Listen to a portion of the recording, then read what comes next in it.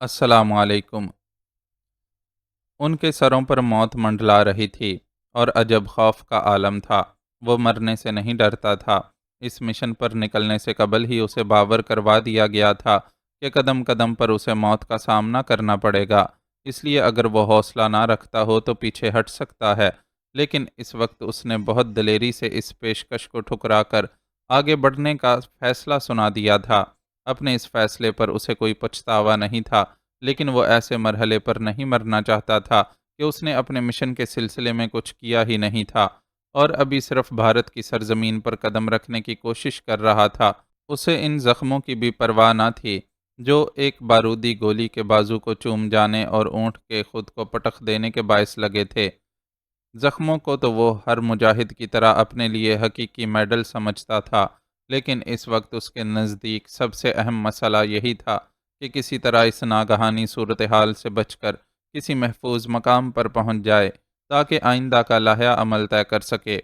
بچنے کی ایک ہی صورت تھی اور وہ یہ کہ کسی طرح وہ یہاں سے نکل کر دور دکھائی دینے والی آبادی تک پہنچ جائیں۔ سفر سے پہلے اس نے جو ضروری معلومات حاصل کی تھیں، ان کے مطابق نظر آنے والی قریب ترین آبادی ایک ایسا گاؤں تھا جس میں سکھوں اور ہندوؤں کی غالب اکثریت تھی اور مسلمانوں کے چند ہی گھر پائے جاتے تھے۔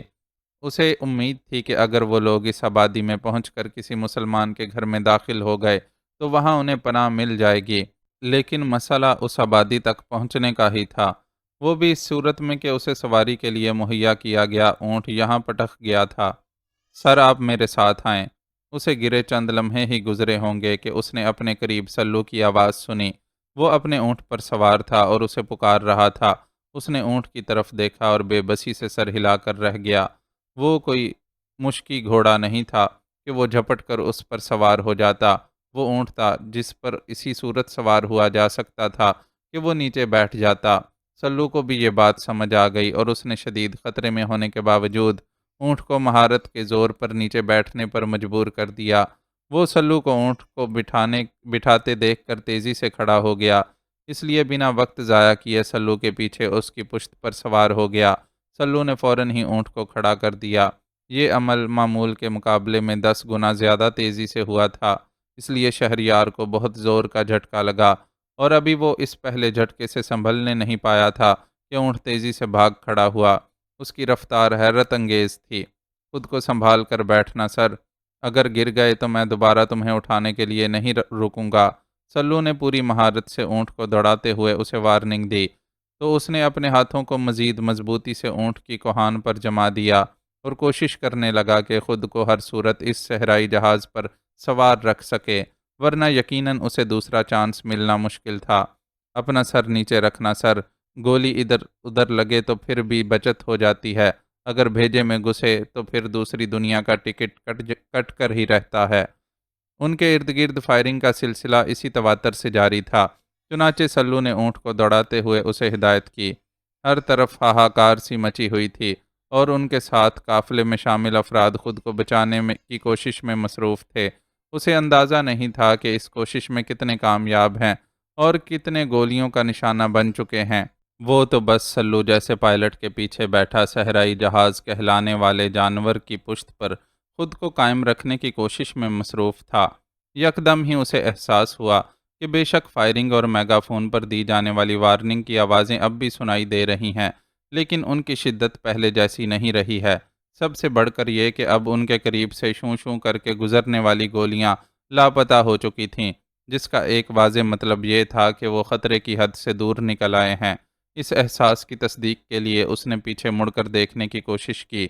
خطرہ ابھی ٹلا نہیں ہے، پر اتنا موقع مل گیا ہے کہ ہم زندگی بچانے کی ایک کوشش کر سکتے ہیں۔ سلو کی حسیات بلا کی تیز تھیں۔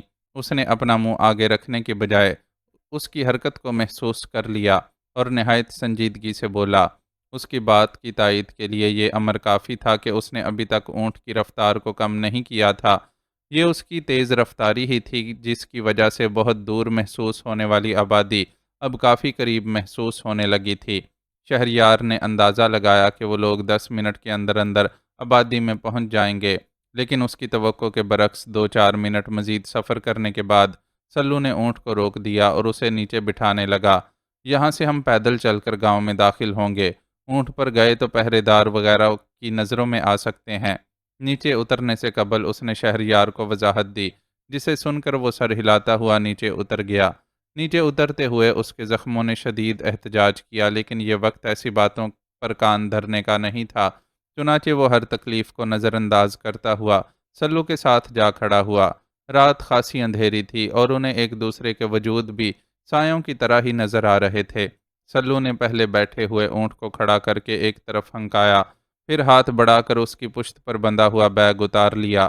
تم زخمی ہو، اس لیے بوجھ بھی میں اٹھا لیتا ہوں، اس نے اپنے مخصوص اکھڑ لہجے میں کہا اور تیز تیز قدموں سے چلنے لگا۔ شہریار بھی زخمی ہونے کے باوجود اس کا ساتھ دینے کی پوری کوشش کرنے لگا۔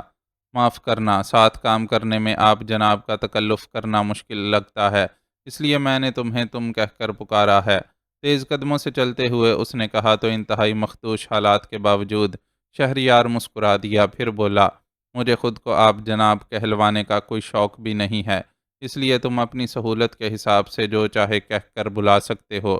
Thank you. اس نے اپنے اکھڑ انداز میں شکریہ ادا کیا، لیکن لہجے میں انکساری کا نام و نشان تک نہیں تھا۔ باقی کا راستہ انہوں نے خاموشی سے طے کیا۔ گاؤں کی حدود شروع ہوئیں تو وہ دونوں زیادہ محتاط ہو گئے۔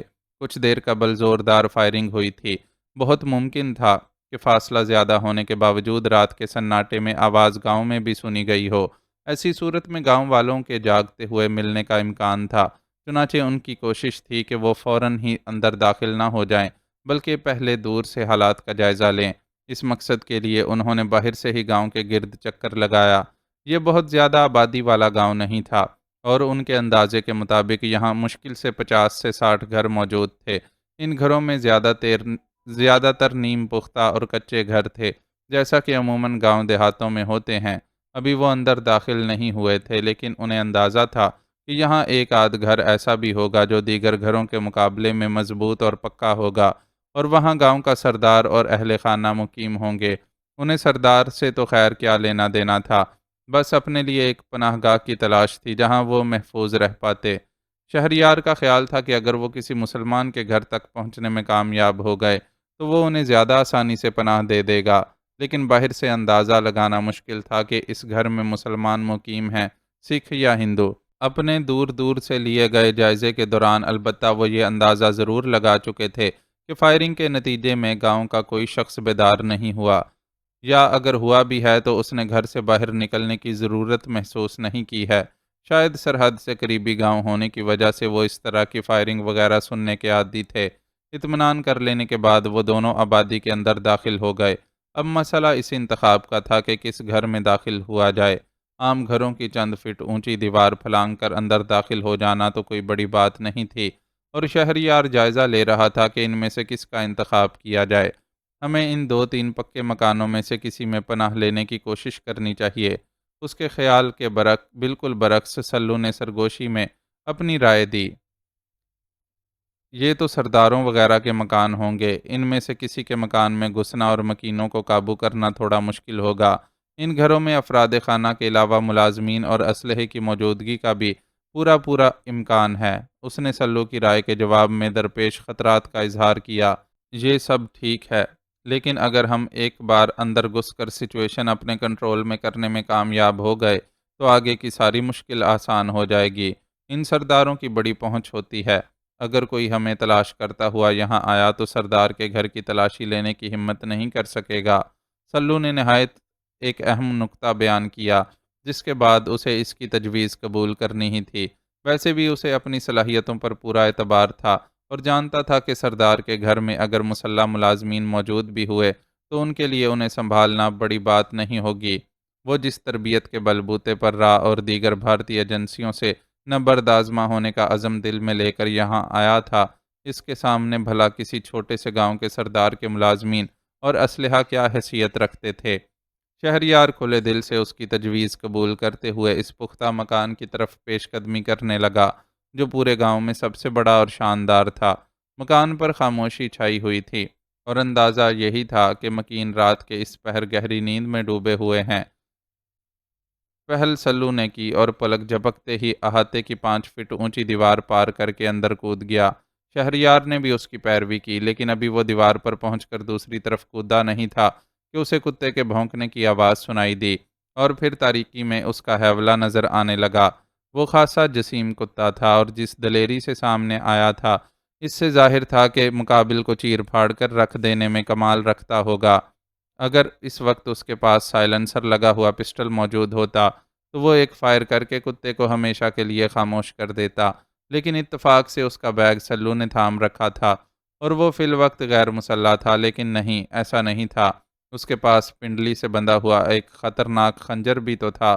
اس نے فوراً اس خنجر کو کھینچ کر پنڈلی پر سے اتارا اور کتے کی طرف اچھال دیا، لیکن اس سے قبل کہ خنجر اپنے ہدف تک پہنچتا، کتا بری طرح پھڑکا اور پھر بے آواز زمین پر گر گیا۔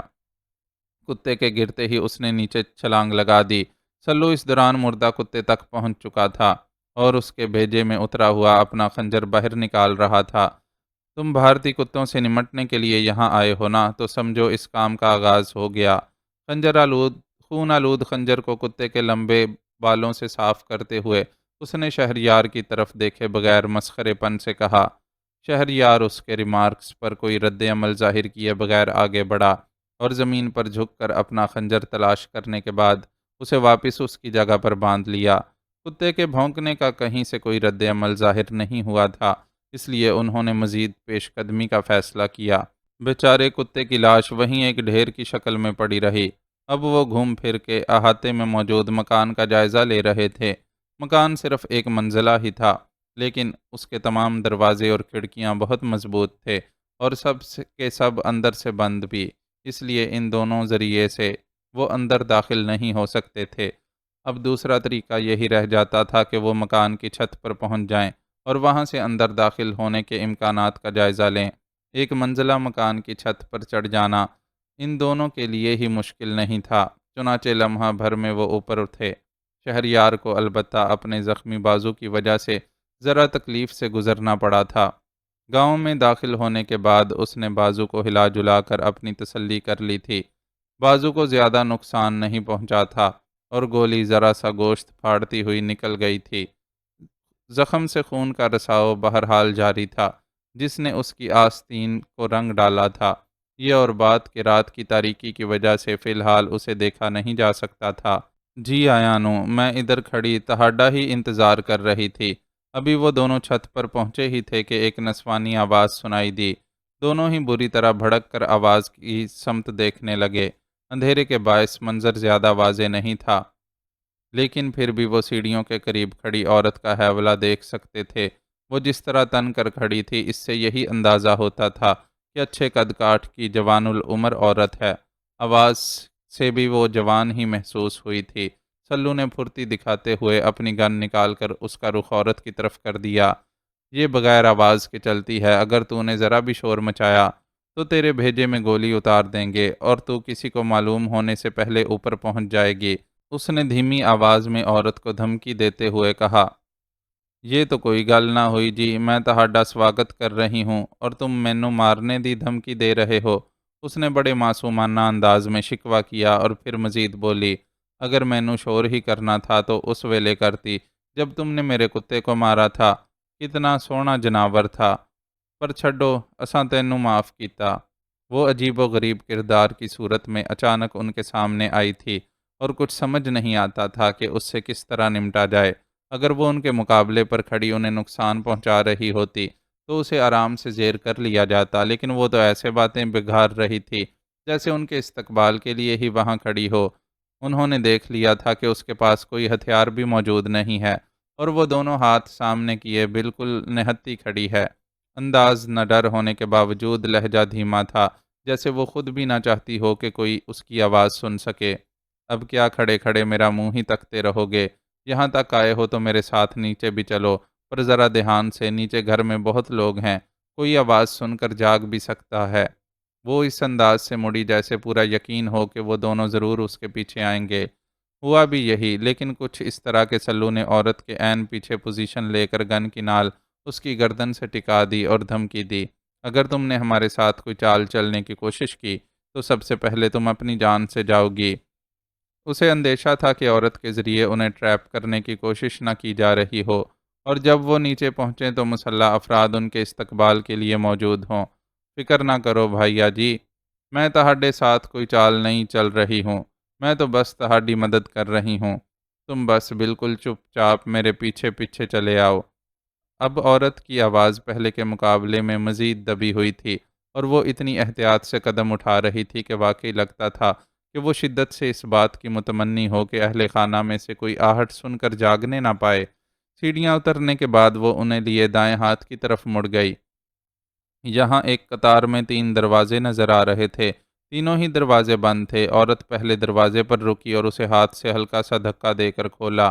عورت کے پیچھے کمرے میں داخل ہوتے ہوئے وہ دونوں ذرا سے جھجکے کہ کہیں اس کمرے کی صورت چوہے دان میں نہ پھنس جائیں، لیکن اہم بات یہ تھی کہ عورت ان سے پہلے کمرے میں داخل ہوئی، اور اگر وہ کمرہ ان کے لیے چوہے دان ہوتا تو وہ خود بھی ان کے ساتھ پھنس جاتی، جبکہ اس کے انداز میں ذرا بھی خوف محسوس نہیں ہو رہا تھا۔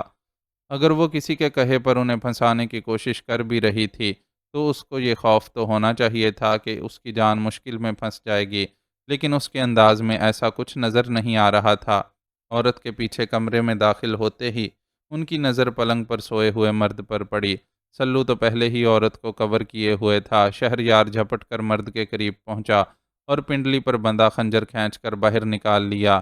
اس کی چنتا نہ کرو، یہ بہت گہری نیند سو رہا ہے، اور اگر اس کے سر پر ڈھول بھی بجاؤ گے تو نہیں جاگے گا۔ عورت نے نہایت اطمینان سے انہیں مطلع کیا۔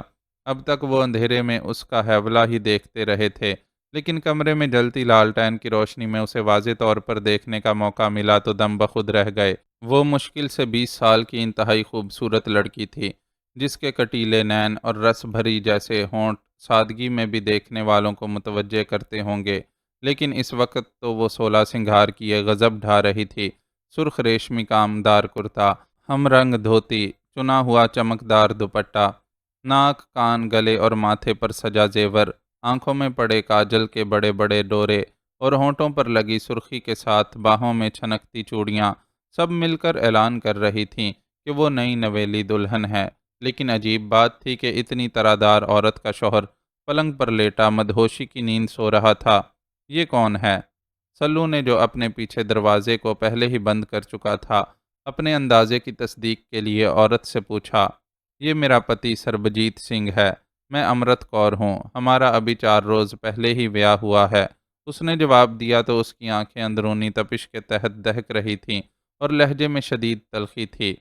میرا خیال ہے کہ تم ہمیں کھل کر اپنے بارے میں سب کچھ بتا دو، اور یہ بھی کہ تم ہمیں اپنے ساتھ یہاں کیوں لائی ہو۔ یہ احساس ہو جانے کے بعد یہاں فی الحال ان کے لیے کوئی خطرہ نہیں ہے۔ وہ دونوں ہی ذرا ریلیکس ہو گئے تھے، اور ایک موڑے پر ٹکتے ہوئے شہریار نے اس سے یہ سوال کیا تھا۔ اپنا نام تو میں نے تمہیں بتا ہی دیا ہے، باقی بھی بتا دیتی ہوں۔ وہ پلنگ پر اپنے پتی کی پائنتی پر ٹک گئی اور کچھ کھوئے کھوئے لہجے میں بتانے لگی۔ میرے ماتا پتا کا میرے بچپن میں ہی دیہانت ہو گیا تھا، اور میں اسی گھر میں پلی بڑی ہوں۔ یہ میرے تاؤ جگجیت سنگھ کا گھر ہے۔ میرے تاؤ کی 2 بیٹیاں ہیں، جس میں وڈی سے 3 اور چھوٹی سے 4 اولادیں ہیں۔ وڈی تائی کی اولادیں عمر میں مجھ سے کافی بڑی تھیں، اس لیے میری ان سے زیادہ چھوٹی تائی کے بچوں سے بنتی تھی۔ خاص طور پر دلجیت سنگھ اور آشا کور میرے پکے سنگی تھے۔ بچپن ہنستے کھیلتے اور روتے کب بیتا کچھ پتہ ہی نہیں لگا۔ تاؤ اور چھوٹی تائی کا سلوک میرے ساتھ چنگا تھا، پر وڈی تائی نک چڑی تھی اور آنے بہانے سب بچوں کو ڈانٹتی ڈپٹتی رہتی تھی۔ میں نے تو کئی باری اپنی چھوٹی چھوٹی شرارتوں پر اس کے ہاتھوں بری طرح مار بھی کھائی۔ تاؤ کو میرے پٹنے کا دکھ بھی ہوتا، پر وہ وڈی تائی کو زیادہ کچھ اس لیے نہیں کہہ سکتے تھے کہ اس کا میکا وڈا مضبوط تھا، اور اس کے پیو اور بھرا ذرا سی گل پر لڑنے مرنے کے لیے پہنچ جاتے تھے۔ وڈی تائی جیسی تھی ویسے ہی اس کے بچے بھی تھے، ان میں سے کوئی بھی ہمارے ساتھ گھلتا ملتا نہیں تھا، لیکن روب سب جماتے تھے۔ خاص طور پر سربجیت تو بہت ہی لڑاکو اور غسیلا تھا، بلا وجہ ہی کبھی میری چوٹی پکڑ کر کھینچ لیتا تو کبھی باہ مروڑ دیتا۔ میں تکلیف سے روتی تو یہ ہنسنے لگتا۔ دلجیت سے میرا رونا نہ دیکھا جاتا، اور وہ میری خاطر اس سے لڑنے کھڑا ہو جاتا، لیکن وہ بیچارہ عمر اور قد کاٹھ میں سربجیت سے بہت کم تھا، اس لیے ہر باری بری طرح مار کھاتا اور ہار جاتا۔ میں نے یہ حال دیکھا تو دلجیت کو بچانے کے لیے سربجیت کی زیادتیوں کو چپ چاپ سہنا شروع کر دیا، لیکن اپنے من میں پلے دو جذبوں کو بڑھنے سے نہ روک سکی۔ ان میں ایک جذبہ سربجیت سے سخت نفرت کا تھا، تو دوسرا دلجیت سے گہری محبت کا۔ دلجیت بھی میری ہی طرح مجھ سے بڑا پریم کرتا تھا، اور ہم سوچتے تھے کہ جب بڑوں کے بعد ہمارے بیاہ کی باری آئے گی تو ہم ایک ہو جائیں گے۔ آشا ہمارے پریم کی رازدار تھی اور خوش تھی کہ میں اس کی بھابو بن کر ہمیشہ اسی گھر میں رہوں گی۔ وہ چپ کے مجھ سے چھیڑ چھاڑ بھی کرتی رہتی تھی۔ مجھے دلجیت کا پریم اور آشا کی چھیڑ چھاڑ دونوں ہی سے بڑا سرور آتا تھا، اور میں دن گنتی رہتی تھی کہ کب وہ دن آئے گا جب ہمارے سپنے سچ ہوں گے۔ لیکن قسمت کی مار کہ وہ دن کبھی نہیں آیا، اور مجھے بالکل اچانک یہ خبر سننے کو ملی کہ وڈی تائی نے سربجیت کے لیے میرا رشتہ مانگ لیا ہے، اور اب میرا بیاہ اس سے ہوگا۔ میں بڑی روئی تڑپی۔ دلجیت اور آشا بھی پریشان ہو گئے کہ یہ سب کیا ہو رہا ہے۔ آشا نے چھوٹی تائی یعنی اپنی ماتا سے گل کر کے انہیں یہ راز بتایا کہ میں اور دلجیت ایک دوسرے سے پریم کرتے ہیں، اور میں دلجیت کے سوا کسی کی بیوی بننے کو تیار نہیں ہوں۔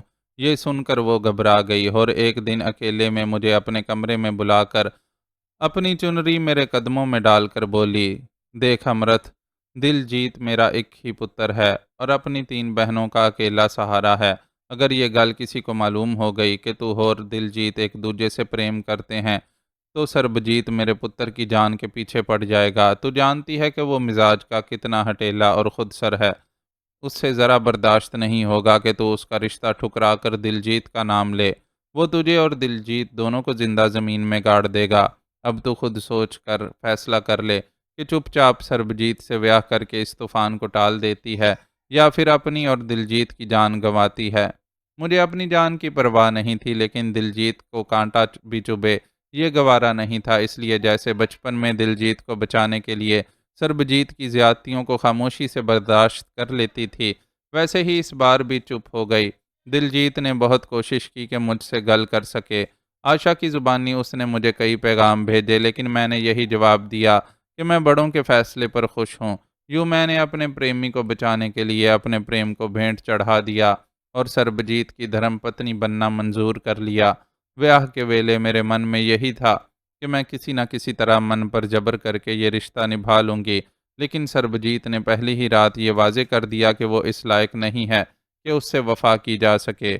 اس نے کہا لگاتے ہوئے مجھے بتایا کہ وہ چنگی طرح جانتا ہے کہ میں اور دلجیت ایک دوجے سے پریم کرتے ہیں، اس لیے اس نے مجھ سے بیاہ کیا ہے۔ اس کا کہنا تھا کہ تاؤ نے دوجا بیاہ کر کے اس کی ماں کو تکلیف دی تھی، اس لیے اس نے مجھ سے بیاہ کر کے چھوٹی تائی اور اس کی اولاد کو تکلیف دی ہے۔ اس نے یہ بھی کہا کہ میں چونکہ بچپن سے ہی چھوٹی تائی کے بچوں سے قریب تھی اور ہر وقت ان میں گھسی کھیلتی کودتی رہتی تھی، اس لیے وہ ان لوگوں کی طرح مجھ سے بھی سخت نفرت کرتا تھا، اور اسی نفرت کے کارن اس نے مجھ سے بیاہ کیا ہے۔ تھوڑی دیر میں اس نے اپنی نفرت ثابت بھی کر دی اور میرے سارے پنڈے کو بھنبوڑ ڈالا۔ اے دیکھو، اس نے اب ایک جھٹکے سے اپنی دونوں آستینیں اوپر کی تو انہوں نے دیکھا کہ اس کے بھرے بھرے گورے بازوؤں پر جا بجا زخموں کے نشانات تھے۔ یہ نشان ایسے تھے جیسے کسی نے اسے دانتوں سے کاٹا اور ناخنوں سے نوچا ہو۔ ایسے بہت سارے نشان میرے پورے پنڈے وچ موجود ہیں، اور میں ان نشانوں کو ریشمی خوبصورت کپڑوں کے نیچے چھپا کر پھر رہی ہوں کہ کہیں دلجیت کو اس کی خبر نہ ہو جائے۔ اگر اسے معلوم پڑ گیا کہ سربجیت نے مینوں اس بری طرح مارا ہے تو پھر کسی گل دی پرواہ کیے بغیر اس سے الجھ جائے گا، اور میں ایسا نہیں چاہتی۔ اے سربجیت ہے نا، اے موقع دی تلاش میں ہے۔ دلجیت اگر ذرا بھی الجھا تو اے اس دی جان لے لے گا۔ اس نے ایک نفرت بری نظر پلنگ پر بے خبر سوئے اپنے پتی پر ڈالی اور سسکنے لگی۔ ان دونوں ہی نے امرت کور کے لیے اپنے دل میں ہمدردی محسوس کی۔ وہ اتنی پیاری اور نرم گداز سی دوشیزہ حقیقتاً اس سلوک کی مستحق نہیں تھی جو اس کے شوہر نے اس کے ساتھ روا رکھا تھا۔ وہ یقیناً نہایت جاہل اور وحشی آدمی تھا جس نے ایک معصوم لڑکی کو ایک ایسی بات کے لیے نفرت کا نشانہ بنا رکھا تھا جس میں اس کا سرے سے کوئی قصور ہی نہیں تھا۔ جگجیت سنگھ کی 2 شادیوں میں امرت کا کوئی ہاتھ نہیں تھا۔ یہ تو گاؤں دیہاتوں کا ایک عمومی رواج تھا کہ صاحب حیثیت و صاحب اختیار لوگ ایک سے زیادہ شادیاں کر لیتے تھے، امرت کور کی زبانی انہیں معلوم ہوا تھا کہ سربجیت کے ننیال والے بڑے ڈاڈے لوگ تھے اور بہن کی حمایت میں بہنوئی کے سامنے کھڑے ہونے میں دیر نہیں لگاتے تھے، لیکن انہوں نے یہ بھی یقیناً اس رواج کو سمجھتے ہوئے بہنوئی کی دوسری شادی کی راہ میں رکاوٹ نہیں کھڑی کی تھی، ورنہ جگجیت سنگھ جو گھریلو معاملات میں بیوی سے دبتا تھا دوسرا بیاہ کیوں کر پاتا؟ یہ بھی ہو سکتا تھا کہ اس کی دوسری شادی کچھ خاص حالات میں ہوئی ہو، اس لیے بھی اس کے سسرالیوں کو بولنے کا موقع نہ ملا ہو۔ بہرحال وجہ جو بھی تھی انہیں جاننے میں کوئی دلچسپی نہیں تھی، اور وہ صرف یہ جاننا چاہتے تھے کہ امرت کور نے انہیں اپنے کمرے میں کیوں پناہ دی ہے، اور وہ یہ ساری کہانی سنا کر ان سے کیا فائدہ حاصل کرنا چاہتی ہے۔ اے سربجیت ہے نا، اے کتنا کمینہ ہے، تساں اس گل دا اندازہ کر سکتے ہو کہ اس نے جان بوجھ کر بیاہ سے پہلے ایک کمرہ اپنے لیے لیا کہ اس دے برابر والا کمرہ دلجیت دا ہے، اور یہ چاہندا ہے کہ دلجیت اس تصور نال راتاں تڑپ تڑپ کے گزارے کہ اس دی محبوبہ برابر والے کمرے وچ کسے ہور دی باہاں میں سو رہی ہے۔ اس نے مینوں یہ بھی دسا ہے کہ 2-4 وریاں نوں مجھ پر سوت لے آئے گا تے پھر اس دا انتقام پورا ہو جائے گا۔ اس نے ان پر مزید حقائق عیاں کیے۔ ہمیں تمہارے حالات جان کر بہت افسوس ہوا بی بی، لیکن تم یہ بتاؤ کہ تم یہ سب ہمیں کیوں بتا رہی ہو اور ہم سے کیا چاہتی ہو؟ اس رات کی صبح بھی ہونی تھی اور یقیناً صبح ہونے کے بعد ان کی امرت کور کے کمرے میں موجودگی چھپی نہیں رہ سکتی تھی، اس لیے یہ ممکن نہیں تھا کہ وہ اپنے تحفظ کے بارے میں سوچے بغیر ساری رات اس کی داستان غم سنتے ہوئے گزار دیں۔ اسی لیے شہریار نے اس کی گفتگو میں دخل دیتے ہوئے براہ راست سوال کیا، میں چاہتی ہوں کہ تم اسے قتل کر دو۔ اس نے اپنے پتی پر ایک نفرت بھری نظر ڈالتے ہوئے اپنی خواہش بیان کی۔ اس پل اس کے خوبصورت نقوش والے معصوم چہرے پر بڑی صفاقی چھا گئی تھی۔ اس کی خواہش جان کر شہریار تو بالکل بھونچکا رہ گیا، البتہ سلو نے بڑی سنجیدگی سے دریافت کیا، اس کام کے بدلے ہمیں تم سے کیا فائدہ ہوگا؟ تینوں پہلے ہی مجھ سے فائدہ ہو رہا ہے۔ جب تساں چار دیواری پھلانکی تھی اور کتا بھونکا تھا تے میں اپنیاں اکھاں نال ویکھیا سی تے شور نہیں کیتا، ورنہ اس ویلے تم اتنے آرام نال نہ بیٹھے ہوتے۔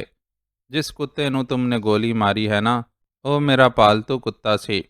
منوں وڈا پریم سی اس کتے نال، پر میری مجبوری ہے، اس منوس آدمی تو پیچھا چھڑان لئی مینوں ایک موقع ملیا ہے جنوں میں ضائع نہیں کر سکتی۔ تسی دسو، تانوں سودا منظور ہے؟ تسی اینوں ٹھکانے لگا دو، میں تانوں گاؤں وچ باہر نکال دواں گی۔ اس نے بلی تھیلے سے باہر نکال دی۔ تم بتاؤ کہ یہ اتنی گہری نیند کیسے سو رہا ہے کہ ہم اس کے سر پر بیٹھے باتیں کر رہے ہیں، پھر بھی اس کی آنکھ نہیں کھل رہی۔ وہ لڑکی جو اب تک اتنی مظلوم لگ رہی تھی، اپنے شوہر کو قتل کروانے کی سازش کرتے دیکھ کر چالاک لگنے لگی، اس لیے وہ ہر زاویے سے اس پر شک کرنے میں حق بجانب تھا۔ اینوں شراب دی عادت ہے، 3 راتاں سے یہ شراب پی کر مجھ پر ظلم کر رہا تھا، آج میں نے اس کو شراب نال افیم ملا کر پلا دی ہے، اس لیے یہ مردوں کی طرح پڑا سو رہا ہے۔ مینوں اس نال اتنی نفرت ہے کہ میں ان دی جان بھی لے سکتی ہاں، پر فائدہ کی ہوئے گا؟ اس دے قتل دے الزام وچ میں پھنس کر ساری زندگی خراب کر لاں گی، پر اگر تسی اینوں قتل کر دو تے میرا کچھ نہیں بگڑے گا۔ ودوا ہونے تو بعد یا تو میرا دلجیت سے بیاہ ہو جائے گا یا میں ساری حیاتی ایسے ہی ادھر پڑی رہوں گی۔ مینوں دونوں ہی گل منظور ہے، پر اس دے سنگ رہنا بڑا مشکل ہے۔ وہ سربجیت سے واقعی بڑی شدت سے نفرت کرتی تھی، اس لیے اسے یہ بھی منظور تھا کہ چاہے وہ بعد میں اپنے محبوب کو نہ پا سکے، لیکن کسی طرح اس آدمی سے جان چھوٹ جائے۔ اس کی پرکشش پیشکش کے باوجود شہریار تذبذب کا شکار تھا۔ سربجیت کتنا ہی ظالم اور کمینہ صفت سہی، لیکن یہ حقیقت تھی کہ اس نے انہیں کوئی نقصان نہیں پہنچایا تھا اور نہ ہی ان کے مقابل آیا تھا، اس لیے ایک غیر متعلقہ آدمی کو قتل کر دینا اس کے بس کی بات نہیں تھی۔ وطن دشمنوں کو انجام تک پہنچانا دوسری بات تھی، لیکن اس کے پاس کسی کو باقاعدہ سازش کر کے قتل کر دینے کا کوئی تصور نہیں تھا، وہ بھی ایسے شخص کو جو ان کے سامنے ہوش و حواس سے بیگانہ، بالکل بے دست و پا پڑا تھا۔ ہم تمہارا یہ کام کر دیں گے، تم یہ بتاؤ کہ تم ہمیں گاؤں سے باہر کیسے نکالو گی؟ کیا اس کام کے لیے دلجیت ہمارے ساتھ جائے گا؟ شہریار کے برعکس سلو مفادات کو ترجیح دینے والا تھا، کیونکہ اس کی تربیت ہی انہی خطوط پر ہوئی تھی۔ اس نے فوراً ہی امرت کور کی پیشکش قبول کر لی اور اپنے اندازے کی بنیاد پر اس سے ایک اہم سوال کیا۔ امرت کور نے فوراً نفی میں سر ہلایا۔ دلجیت دا اس معاملے وچ کوئی تعلق نہیں ہے، میں خود تمہیں ادھر سے نکال لوں گی، تم دونوں اس کو اٹھا کر اوپر چھت تے لے جاؤ اور کتے کی طرح اس دے سر وچ بھی گولی مار دو، میں تیار ہو کر ابھی آتی ہوں۔ اس نے اپنا پورا پروگرام بتایا۔ تم نے ہمیں پاگل سمجھا ہوا ہے کہ ہم اس طرح تمہاری بات مان لیں گے، تم جیسی عورت کا کیا بھروسہ ہے؟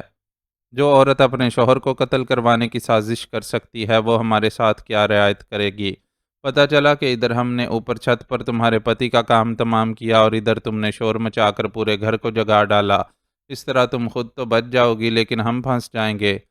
پھر تسی خود دسو کہ کیا چاہتے ہو؟ ویسے میرا تمہیں دھوکہ دینے کا کوئی ارادہ نہیں ہے، تم چاہے مجھے برا سمجھو، پر جو آگ میرے تن من کو لگی ہے اسے میں ہی جان دی ہوں، ورنہ میں کوئی بری عورت نہیں ہوں۔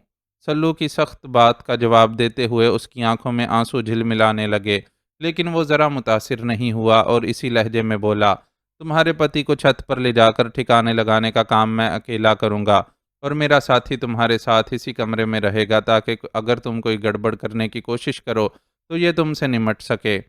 مینوں منظور ہے۔ وہ فوراً راضی ہو گئی۔ اس کی رضامندی ملتے ہی سلو نے لمبے چوڑے سربجیت کو پلنگ سے اٹھا کر اپنے کاندھے پر ڈالا اور کمرے سے باہر نکل گیا۔ سربجیت کے قد و قامت کو دیکھ کر یہ بات یقین سے کہی جا سکتی تھی کہ وہ خاصا وزنی رہا ہوگا، جبکہ سلو اس کے مقابلے میں ذرا کمتر نظر آتا تھا، لیکن اس نے جتنے آرام سے سربجیت کو اٹھا رکھا تھا اسے دیکھتے ہوئے بالکل نہیں لگ رہا تھا کہ وہ اپنے آپ سے کہیں زیادہ وزنی بندے کو اٹھائے ہوئے ہے۔ تسی زخمی ہو، لاؤ میں مرہم پٹی کر دیتی ہوں۔ سلو کے باہر نکلنے کے بعد وہ شہریار کی طرف متوجہ ہوئی اور اس کے زخمی بازو کو دیکھتے ہوئے پیشکش کی۔ شہریار کا زخم زیادہ گہرا نہیں تھا، لیکن پھر بھی خاصا خون بہہ گیا تھا، اس لیے بہتر تھا کہ اگر مرہم پٹی کا موقع مل رہا ہے تو اس موقع سے فائدہ اٹھا لے۔ اس نے امرت کور کی پیشکش قبول کی۔ اس کی طرف سے رضامندی ظاہر ہوتے ہی وہ فوراً حرکت میں آ گئی اور اس کی آستین ہٹا کر جگ میں رکھے سادے پانی میں کپڑا بھگو کر پہلے اس کے زخم اور ارد گرد کے حصے سے خون صاف کیا۔ ابھی میں پانی گرم کرنے رسوئی میں نہیں جا سکتی، اس لیے اسی پانی سے کام چلانا ہوگا۔ اپنا کام جاری رکھتے ہوئے اس نے شہریار سے کہا، کوئی بات نہیں، اتنا بھی کافی ہے۔ اس نے رسان سے جواب دیا، چنگی گل یہ ہے کہ گولی اندر نہیں گھسی، بس گوشت کو تھوڑا نقصان پہنچا کر نکل گئی ہے، ورنہ بڑی مشکل ہو جاتی۔ اب وہ اس کے زخم کو ڈیٹول سے صاف کرنے کے بعد اس پر کوئی مرہم لگا رہی تھی۔ شہریار کو حیرت ہوئی کہ اس نے زخم دیکھ کر کیسے اندازہ لگا لیا تھا کہ وہ زخم گولی لگنے کا نتیجہ ہے، ورنہ عموماً گھریلو عورتوں کو اس قسم کی شد بدھ نہیں ہوتی۔ تم کیسے کہہ سکتی ہو کہ یہ گولی کا زخم ہے؟ اس نے اپنی حیرت کو سوال کا روپ دے ڈالا، جس پر امرت کور بہت دھیمی آواز میں ہنسی۔ اس کی ہنسی میں ایک ردھم تھا اور بالکل یوں لگتا تھا کہ کہیں دور گھنٹیاں سی بج رہی ہوں۔ اس گھر دے جو مرد ہے نا، ہتھیار ان کے لیے کھلونوں کی طرح ہیں اور کھیل میں چوٹیں تو لگتی ہیں۔ میں اسی چوٹاں نو ویکھ ویکھ کے ہی جوان ہوئیاں، اس لیے چنگی طرح پہچانتی ہوں کہ یہ گولی کا ہی زخم ہے، بلکہ میں تو یہ بھی جانتی ہوں کہ تم سرحد پار سے آئے ہو اور سرحد پار کرتے ویلے ہی یہ زخم لگا ہے۔ وہ اتنی پر یقین تھی کہ شہریار اسے جھٹلا نہیں سکا اور خاموش بیٹھا رہا۔ امرت کور نے بھی اسے نہیں چھیڑا اور خاموشی سے پٹی باندھنے کا کام مکمل کرنے لگی۔ اب تسی منہ دوسری طرف پھیر لو، مینوں کپڑے بھی بدلنے ہیں۔ پٹی باندھنے کے کام سے فارغ ہو کر اس نے شہریار سے کہا تو اسے اس کی بات پر عمل کرنا پڑا، لیکن منہ دوسری طرف پھیر لینے کے باوجود وہ عقب سے پوری طرح ہوشیار تھا کہ مبادا وہ اس پر پیچھے سے وار نہ کر دے، لیکن ایسا کچھ نہیں ہوا اور صرف کپڑوں کی سرسراہٹیں سنائی دیتی رہیں۔ میں نے کپڑے بدل لیے ہیں، ایک آدھ منٹ میں ہی اس نے اطلاع دی تو شہریار نے پلٹ کر اس کی طرف دیکھا۔ وہ اپنا ریشمی سرخ جوڑا اتار کر اس کی جگہ مردانہ کپڑے پہن چکی تھی، جو یقیناً اس کے پتی سربجیت کے تھے۔ اچھے قد کاٹ کی ہونے کے باوجود یہ کپڑے اس کے جسم پر ڈھیلے ہو رہے تھے۔ کپڑوں کے ساتھ ساتھ اس نے اپنے سارے زیور گہنے وغیرہ بھی اتار دیے تھے اور اب رگڑ رگڑ کر ہونٹوں پر موجود سرخی کو مٹانے کی کوشش کر رہی تھی۔ اس کام سے فارغ ہو کر اس نے اپنے لمبے بالوں کی چوٹی کو بل دے کر جوڑے کی شکل میں تبدیل کرنا شروع کر دیا۔ اسی لمحے سلو بھی واپس آ گیا۔ اس کی آمد سے بے نیاز امرت کور نے جوڑا بنانے کا کام مکمل کیا اور پھر پھرتی سے اپنے سر پر پگڑی باندھنے لگی۔ حلیے کی اتنی تبدیلی سے وہ کچھ مرد لگنے لگی تھی۔ رات کے اندھیرے میں اگر کوئی شخص اسے دیکھتا تو یہی سمجھتا کہ کوئی نوعمر لڑکا ہے۔ سلو نے اس کا یہ حلیہ دیکھ کر سیٹی بجانے کے انداز میں ہونٹ سکیڑے، لیکن زبان سے کچھ نہ بولا۔ تم دونوں بھی اگر اسی شہری لباس کی جگہ دھوتی باندھ لو تو چنگا ہوگا۔ اس نے ایک اچھا مشورہ دیا اور ان کی طرف سے رضامندی ملتے ہی انہیں بھی دھوتی کرتے پر مشتمل ایک جوڑا فراہم کر دیا۔ سلو اور شہریار دونوں نے ہی اپنے اپنے کپڑے اتارے بغیر اوپر سے ہی دھوتی کرتا پہن لیا۔ اب وہ روانگی کے لیے تیار تھے اور اپنے پاس موجود بیگ شانوں پر لٹکا لیے تھے۔ اس موقع پر شہریار نے بھی اپنی گن اوپر نکال لی تھی کہ اگر ضرورت پڑے تو فوری طور پر اسے استعمال کیا جا سکے۔ تم چاہو تو اوپر چھت پر جا کر اپنے پتی کی لاش دیکھ سکتی ہو۔ نکلنے سے قبل سلو نے امرت کور کو پیشکش کی۔ اس دی لوڑ نہیں ہے، میں نے جو جوا کھیلنا تھا کھیل چکی، اگے میری قسمت، اس نے جواب دیا اور انہیں اپنے پیچھے آنے کا اشارہ کر کے دروازے کی طرف بڑھی۔ وہ بہت سنبھل کر چل رہی تھی اور اس کے چلنے سے معمولی سی بھی آہٹ پیدا نہیں ہو رہی تھی۔ یہ احتیاط وقت کا تقاضا تھی۔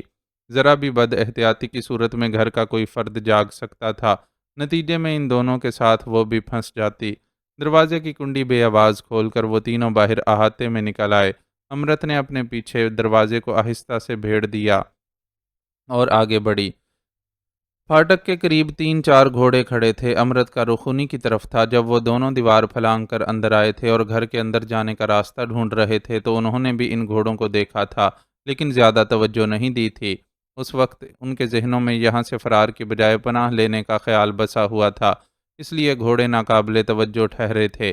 ایک حقیقت یہ بھی تھی کہ گھوڑے جیسے پالتو اور وفادار جانور پر اپنی مرضی سے سواری کرنا اتنا آسان نہیں ہوتا۔ اڑیل گھوڑے تو ماہر سے ماہر سوار کو بھی مرضی نہ ہونے کی صورت میں لمحہ بھر کے اندر اپنی پشت سے پٹخ ڈالتے ہیں، لیکن اب صورتحال مختلف تھی۔ ان کے خدشات کے برخلاف سرحدی محافظوں نے گاؤں میں داخل ہو کر انہیں تلاش کرنے کی زحمت نہیں کی تھی۔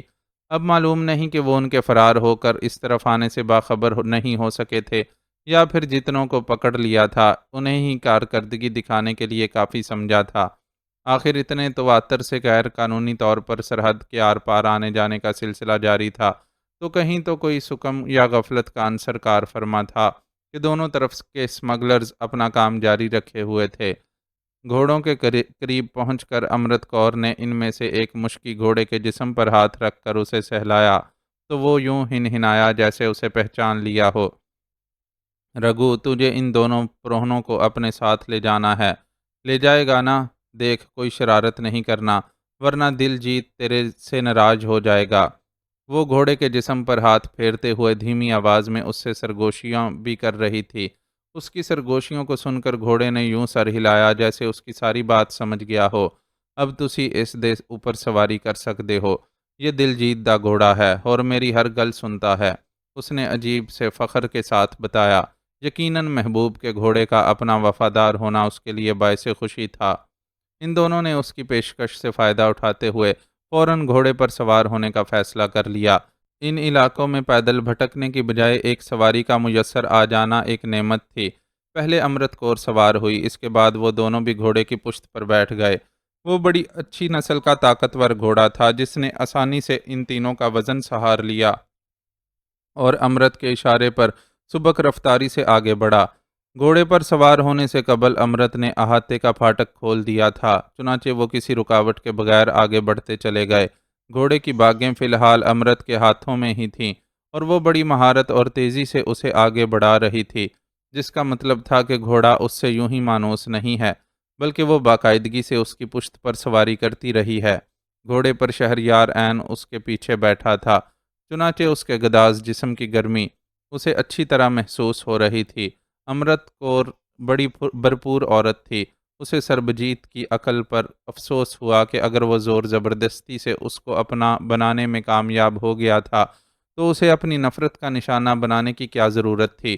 سوتیلی ماں اور بھائی سے انتقام لینے کے لیے تو اتنا بھی کافی تھا کہ امرت کور ان کی نظروں کے سامنے اس کی بیوی بن کر رہتی، لیکن وہ عقل کا اندھا کم از کم اتنی حسین بیوی کے ساتھ تو انسان کا بچہ بن کر رہتا اس نے بڑی حماقت کی کہ وہ انتقام کی آگ میں جلتے ہوئے اس بے قصور کو زد و کوب کرنا شروع کر دیا۔ پاؤں تلے دبائے جانے پر تو چیونٹی بھی احتجاج کرتی ہے۔ امرت کور جیسی نڈر لڑکی کیسے یہ ظلم سہ لیتی؟ اس نے موقع دیکھتے ہی اپنی جان چھڑا لینے کا جرات مندانہ فیصلہ کر لیا، اور یہ سربجیت کی بدقسمتی تھی کہ شادی کے صرف 4 دن بعد ہی اسے یہ موقع مل گیا تھا، اور وہ دل بھر کر امرت کو اپنے ظلم و ستم کا نشانہ بھی نہیں بنا سکا تھا۔ یہاں سے تسی سیدھے چلے جانا، پھر موڑ آنے پر الٹے ہاتھ مڑ جانا، پھر اس دے اگے اپنی سوچوں میں گم اسے پتہ بھی نہیں چلا، اور امرت گھوڑے کو گاؤں سے باہر جانے والے راستے تک لے آئی۔ اس جگہ گھوڑا روک کر وہ ان دونوں کو راستہ سمجھانے لگی۔ اب مینوں ادھر سے واپس جانا ہوگا، تہاڈے سنگ زیادہ دور گئی تے پیدل واپس گھر جانے میں مشکل ہوگی۔ بہت سمے بیت گیا ہے، 1 ڈیڑھ گھنٹے میں سب لوگ جاگنا شروع ہو جائیں گے۔ اپنی مجبوری بتاتے ہوئے وہ گھوڑے سے نیچے اتر گئی۔ اس بار انہوں نے اس سے کوئی تعرض نہیں کیا۔ اس کا کہنا صحیح تھا کہ مزید ان کے ساتھ آگے جانے کی صورت میں وہ مشکل میں پڑ سکتی تھی۔ اسے کسی کے جاگنے سے پہلے گھر پہنچنا ضروری تھا۔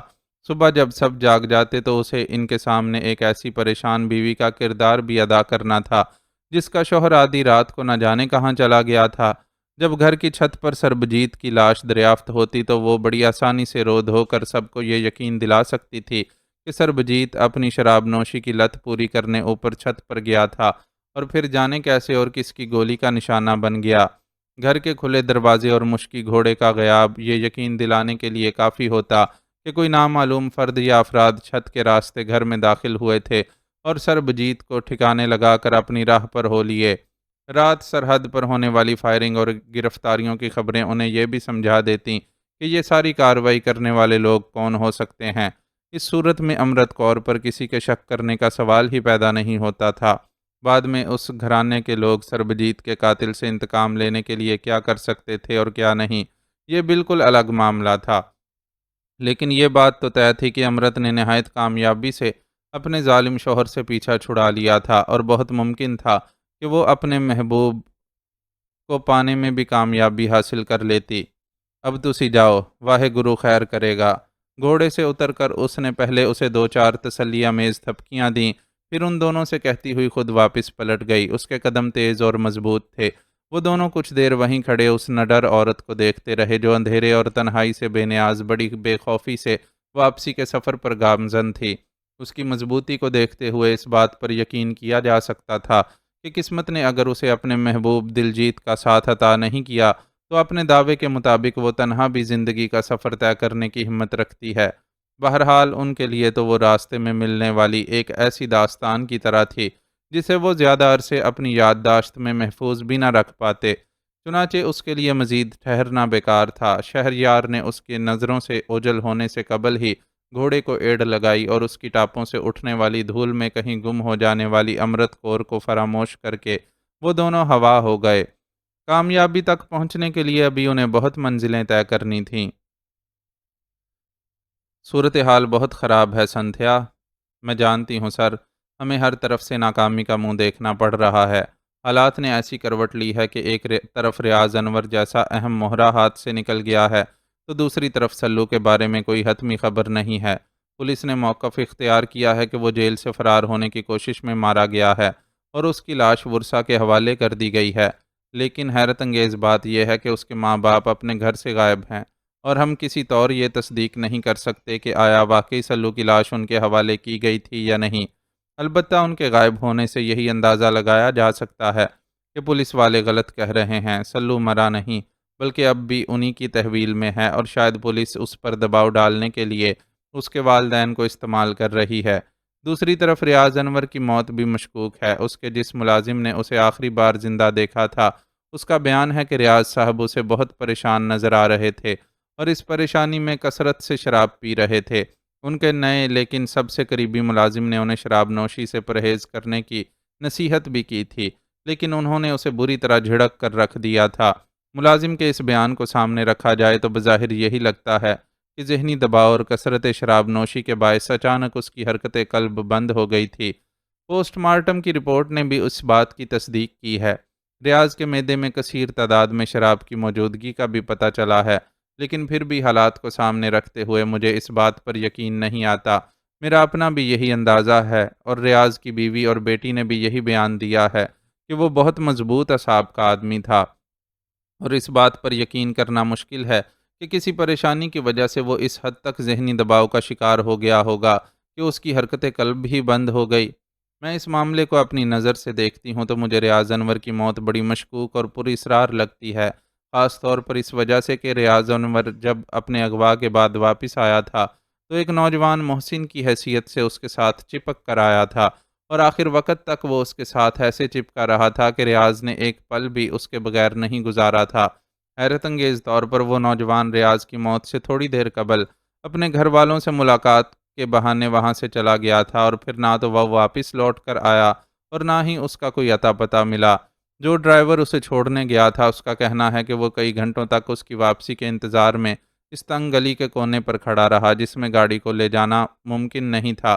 جب بہت دیر ہو گئی اور وہ نوجوان واپس نہیں آیا تو ڈرائیور نے بیزار ہو کر سوچا کہ اس سے مل کر معلوم کر لے کہ اسے اور کتنی دیر لگے گی۔ نوجوان کس گھر میں گیا ہے یہ تو وہ دیکھ نہیں سکا تھا، چنانچہ اس کے نام اور حلیے کی بنیاد پر گلی میں آتے جاتے لوگوں سے پوچھتا رہا، لیکن کسی نے بھی اس کے بتائے ہوئے نام اور حلیے کے شخص سے واقفیت کا اظہار نہیں کیا۔ تھوڑی دیر کی کوشش کے بعد ڈرائیور مایوس ہو کر واپس لوٹ گیا، اور واپس کوٹھی پہنچ کر اسے پتہ چلا کہ اس کا مالک اب اس دنیا میں نہیں رہا ہے۔ حالات و واقعات جس طرح ہمارے سامنے آئے ہیں اس سے یہی ظاہر ہوتا ہے کہ وہ نوجوان کسی خفیہ ادارے کا ایجنٹ تھا، اور ریاض کے اغوا کے پیچھے بھی کسی خفیہ ادارے کا ہاتھ تھا جس نے اپنے ایجنٹ کو ریاض کے ساتھ نتھی کر کے اس کی رہائش گاہ پہنچا دیا۔ اس نوجوان نے اپنے قیام کے دوران کیا معلومات حاصل کیں یہ کہنا تو مشکل ہے، البتہ یقین سے اتنا ضرور کہہ سکتی ہوں کہ ریاض کی موت کا ذمہ دار وہی ہے۔ ہم جانتے ہیں کہ ایسے کیمیکلز اور ادویات کا وجود ہے جنہیں کسی مشروب یا غذا میں ملا دیا جائے تو انہیں استعمال کرنے والے کو علم ہی نہیں ہو پاتا اور وہ دوسری دنیا میں پہنچ جاتا ہے۔ ایسے کیمیکلز میڈیکل سائنس کو بھی دھوکہ دے جاتے ہیں، اور پوسٹ مارٹم کرنے والا ڈاکٹر کبھی یہ اندازہ نہیں لگا پاتا کہ موت طبی نہیں ہے، جیسا کہ ریاض انور کے کیس میں ہوا ہے، اور اس کی موت کی وجہ ہارٹ فیل بیان کی گئی ہے۔ اس رپورٹ کی وجہ سے پولیس نے اس مشکوک نوجوان کی تلاش میں بھی زیادہ سرگرمی نہیں دکھائی، اور ریاض انور کی موت کو طبی قرار دے کر اس کی فائل بند کر دی گئی ہے۔ سنتھیا تو جیسے بھری بیٹھی تھی،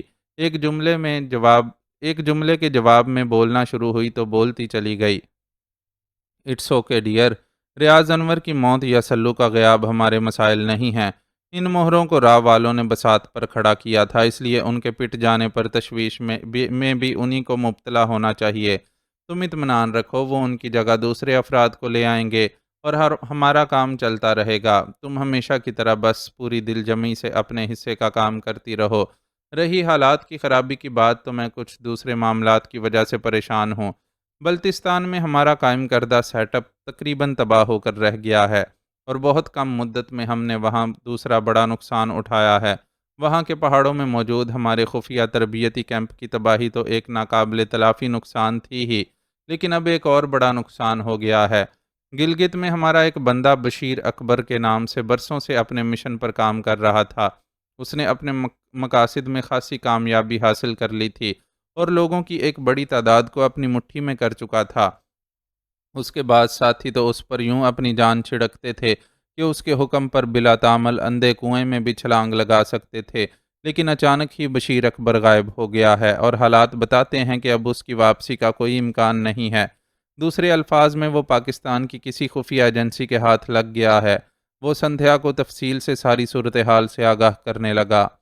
ویری بیڈ، یہ تو واقعی بہت بڑا نقصان ہو گیا، لیکن اس میں تھوڑی غلطی ہمارے پلاننگ کرنے والوں کی بھی ہے۔ اتنا بڑا سیٹ اپ صرف ایک شخص کیوں چلا رہا تھا، اور اب اس کا نتیجہ یہ ہے کہ اس شخص کے نہ ہونے سے سب کچھ ختم ہو کر رہ گیا ہے۔ سندھیا کے لہجے میں افسوس کے ساتھ ساتھ ملامت بھی تھی۔ ہمیں اس کمزوری کا احساس تھا، لیکن ہم اس شخص کی ضد کی وجہ سے مجبور ہو گئے تھے۔ اس کا کہنا تھا کہ یہ ساری کامیابی اس نے تنہا حاصل کی ہے۔ وہ اپنی ذہانت اور تدابیر کے بل بوتے پر اس مقام پر پہنچا ہے کہ اب سب کچھ اس کی مٹھی میں ہے۔ اس کا خیال تھا کہ جب وہ تنہا ایک سیٹ اپ بنا سکتا ہے تو اسے چلا بھی سکتا ہے، اور واقعی وہ چلا رہا تھا۔ اس کی خواہش تھی کہ اس کے بعد کوئی اور نہیں بلکہ اس کا بیٹا اس کی جگہ لے، ہم اس کی ہر خواہش ماننے پر مجبور تھے، کیونکہ اول تو اس کا خاندان بہت اثر و رسوخ والا ہے، اور اس کے خاندان کی عظیم اسرائیل کے لیے بے پناہ قربانیاں اور خدمات ہیں۔ دوسرے، وہ خود بھی اپنا آپ منوا چکا تھا، اور اس کی بات سے انحراف کا مطلب اس پر بد اعتمادی تصور کی جاتی۔ لیکن اب ہم بہت بڑی مشکل میں ہیں کہ کس طرح اس کا کھوج لگائیں، کیونکہ اس کی تمام تر من مانیوں کے باوجود اس کے خاندان کا اصرار ہے کہ ہمیں اس کے اس طرح غائب ہونے کی ذمہ داری قبول کرتے ہوئے اس سلسلے میں کچھ نہ کچھ کرنا ہوگا۔ اس نے سنتھیا کو اپنا مسئلہ بتایا۔ میرے خیال میں تو اس سلسلے میں اس کے نائب سے ہی کچھ معلوم کیا جا سکتا ہے۔ وہی تو ہے جو اس کے بعد سیاہ و سفید کا مالک بنا بیٹھا ہے، اور جس نے لوگوں کو باور کروایا ہے کہ بشیر اکبر اپنی مرضی سے ترک دنیا کر کے کہیں روپوش ہو کر عبادت الہی میں مشغول ہے۔ جہاں تک میں سمجھتی ہوں، کسی کی طرف سے سپورٹ ملے بغیر اس نائب کی یہ ہمت نہیں ہو سکتی تھی کہ وہ بشیر کی جگہ لے سکتا۔ اسے کہیں نہ کہیں سے حوصلہ ضرور مل رہا ہے، شاید ان خفیہ اداروں کی طرف سے، جنہوں نے کسی طرح بشیر اکبر تک رسائی حاصل کر کے اسے اپنے قابو میں کر رکھا ہے۔ سنتھیا بہت تجربہ کار ایجنٹ تھی۔ اسرائیل کے مفادات کی خاطر اس نے اپنی پوری زندگی وقف کر رکھی تھی۔ اس کی دی ہوئی قربانیوں میں ترک وطن، بھارتی شہری سے شادی، راہ میں شمولیت کے علاوہ اپنی اکلوتی بیٹی کلارا عرف ماریا سے محرومی سر فہرست تھی۔ کلارا نے ڈاکٹر ماریا کے روپ میں شہریار جیسے شخص کو ایک عرصے تک خوب بیوقوف بنایا تھا، یہاں تک کہ ایک سازش کے نتیجے میں اس کی بیوی تک بننے میں کامیاب ہو گئی تھی۔ لیکن پھر شہریار کی خوش قسمتی سے اس کا راز فاش ہو گیا، اور وہ کرنل توحید کو شیشے میں اتارنے کے چکر میں خود ماری گئی۔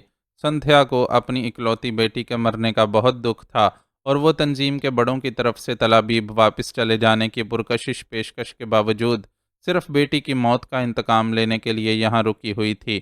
اس جیسی منجی ہوئی ایجنٹ نے اگر حالات جان کر چند درست اندازے لگا لیے تھے تو یہ اتنے زیادہ تعجب کی بات نہیں تھی۔ تم ٹھیک کہہ رہی ہو، ہم بھی انہی خطوط پر سوچ رہے ہیں، لیکن فی الحال اپنے کسی بندے کو اس کے پیچھے نہیں لگا سکتے۔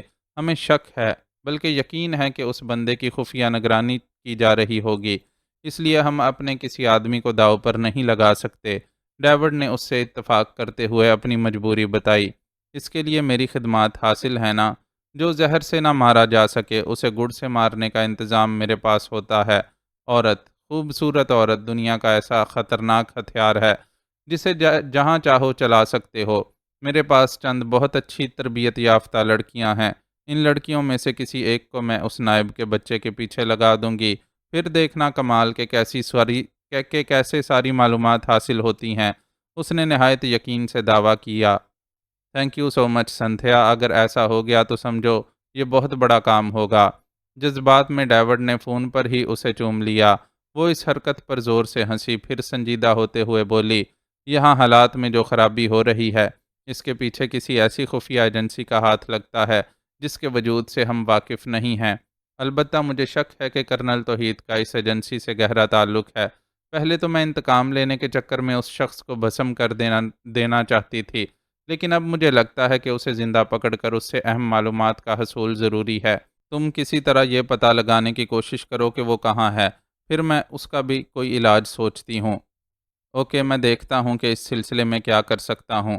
تم جب تک اپنی پلاننگ پر توجہ دو۔ ڈیوڈ نے اسے جواب دے کر فون بند کر دیا تو اس نے بھی ریسیور واپس رکھ دیا، لیکن کچھ ایسے انداز میں کہ اس کے ہونٹ بھنچے ہوئے تھے، اور وہ چشم تصور سے اپنی بیٹی کے قاتلوں کو ان کے انجام تک پہنچتا ہوا دیکھ رہی تھی۔